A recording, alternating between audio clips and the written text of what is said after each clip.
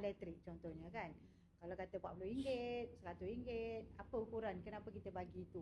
Macam kita dulu masa saya teringat masa saya discuss atas Khalid dulu arwah kan. Apa basic needs rakyat Selangor, penggunaan air di Selangor. Contoh dia kata di Selangor ni kita congak-congak satu mak ayah dengan 3 keluarga, 3 anak 5 orang. So kita kata 20,000 meter kubik, 2 kubik meter air kan. So 20,000 tu equivalent tu berapa ringgit? Ya betul. Kan, ada dia kata RM11.40. So kita katalah air percuma lah sebenarnya. Maknanya kita percuma sampai RM11.40 lagi.